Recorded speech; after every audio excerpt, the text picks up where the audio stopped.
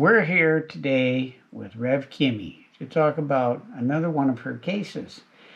Kim, before we get started for our first time viewers, would you please share with us what your title means and a little bit about your ministry and your career? Okay, I'm an ordained Christian reverend. I'm licensed, and I've been in ministry over 20 years. I have prophetic ministry gifts, and they so happen to work also on missing person cases. Okay. For a living, how I earn money over 30 years in judicial law, civil. I am a trial specialist and heavy litigation. Okay. And for your ministry, are you like a youth pastor or a main pastor in a church or something like that? Or? I've done that. I've been a part of the pastoral care team here in Santa Clarita, California, of churches. I am a member of a church, and I have. He knows that I'm doing this. The pastor who oversees me. Okay. He knows that I'm help find missing persons, Okay. or what happened to them, etc. All right. So now a little background on this case that we're going to talk about today. Yeah. Really super sad case. Orrin, Yes. who was 4 years old, and Orson, his younger brother, was 3. Orrin and Orson West. This is a 2020 case. You could say it goes into 2021 is most of the activity. But in September of 2020, the adoptive parents, Trezell and Jacqueline West, moved from Bakersfield, California over to California City. And that was in September 2020. On December 21st, 2020, the father, the adoptive father, calls 911 and says, "All my kids are missing." And he claims that they were in the backyard playing with chalk, and he took some firewood in the house, and when he came back, they had left. They were gone. And so the law enforcement and volunteers searched all over for these kids, and they could not find them. Well, they even have him on surveillance. Right. Out driving his truck for a little bit and coming back, and I told them that's acting. Yeah. So that's December of 2020. Now, how did you get involved in early January of 2021? My friend Jim, people know, my friends know, or other people know that I do this. He contacted my friend Jim out in Antelope Valley, which is where where California City is. And so he knew about the case, and he begged me to please get involved, please help them. So I did. I went out on scene January 5th, 2021, on the street outside the house in my vehicle. And the lead detective knew that I was doing this and that I was, my experience. I had a homicide captain as my reference for them, who I'll keep nameless. And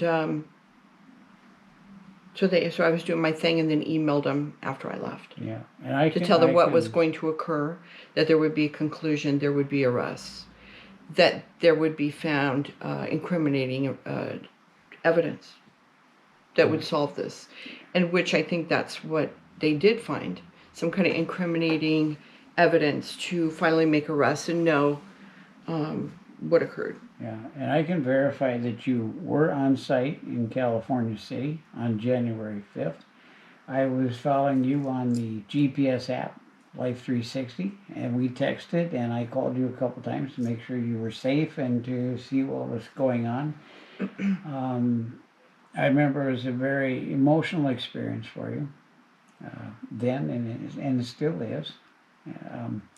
So you came back home on January 5th, and what happened that night? I had my second prophetic dream on a missing person case.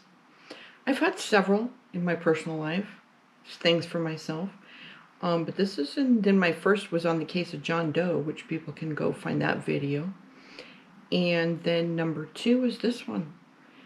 I was asleep, and the Lord showed me one of the boys, which I knew the interpretation was for both. It meant the situation for both boys. But I saw the boy in a home indoors. I don't know if it's apartment, house, or what, etc. Indoors, asleep. Well, not asleep, but lying in bed, awake, and he was trying to get out of bed. He's lying down on his back. He's laying in the bed, and he kept trying to get out, trying to get out, trying to get out. But the covers were up on his torso and holding him down, like on his chest. And so he couldn't get out of bed. He was forced to sleep. Now, the interpretation proper interpretation would you fall on God's word, not in anything else. And God talks about that he refers to dead, you would be sleeping.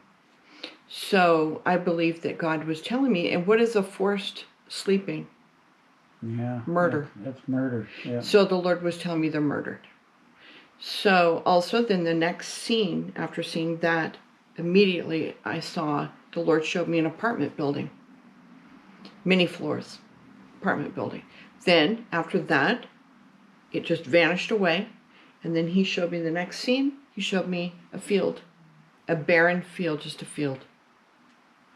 So I had to really pray for interpretation properly. I don't want to mislead the police or anybody else because I was communicating with them.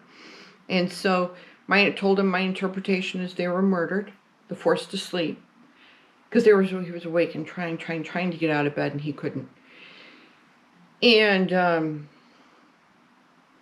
it's upsetting. Sorry.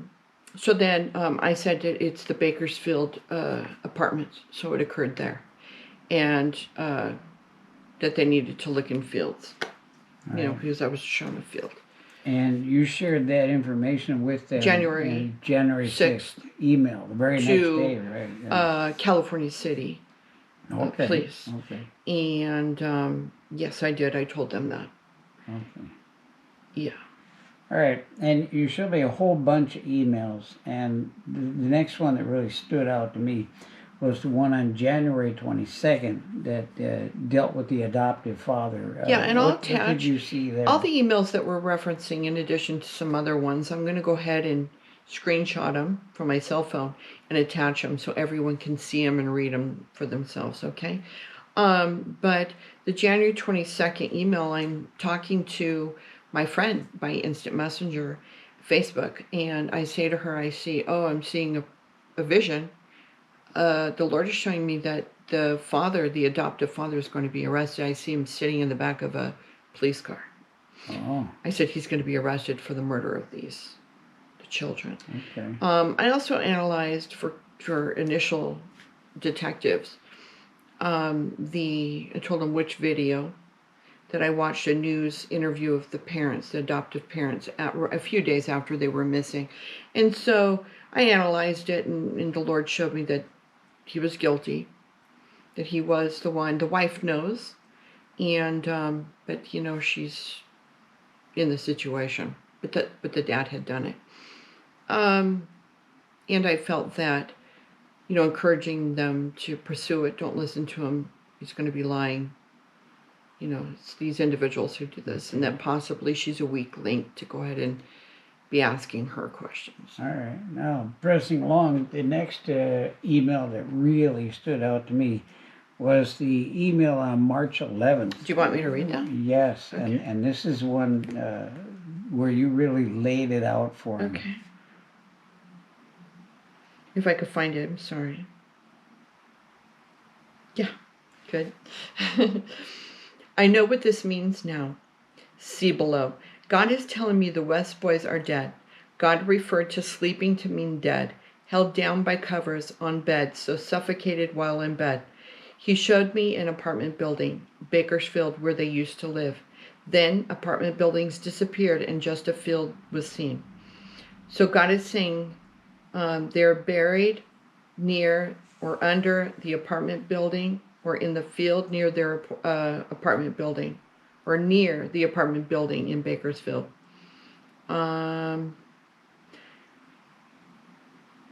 think that's it. Then I'm going on talking about some other things I cannot talk about, my reference and stuff like that. Okay. Well, I'm going to summarize this very quickly then, because I've done some research on this. And some folks might call it a coincidence. I think it's a clear demonstration of how God uses spiritual gifts through people to bring the truth out and to make himself known. He is the all-knowing, the omniscient. In September of 2020, the Wests moved from Bakersfield to California City. Okay. In December 21st, the adoptive father, reports the children being missing. Right. You got involved in early January. I found an article that said, Well, I also want to say that, interject that when the California City was looking with a cadaver dog, looking through the whole house, tore it apart, digging in the backyard, I kept telling him by email, you got to get rid of that dog. In fact, I wrote Bakersfield Police because they were helping, but they were not the lead. It wasn't transferred yet. And I asked them to please send them a real dog. yeah, Because that cadaver dog or tracking dog was giving them wrong information. I said that they're not in that house. yeah, And so, yep, that's important. And Yeah. you were there January 5th and told them on the 6th the 5th and the 6th. that the children had been murdered in Bakersfield. Well, and at some and they point I were mentioned not the bar in at Bakers. California City. After I figure out the interpretation of the building and the field, yes, I did. In an article, and I think it was cited to the district attorney, they said that about a week after the boys were reported missing, and then in quotes, crucial information came to light, and the investigation moved back to Bakersfield. Now,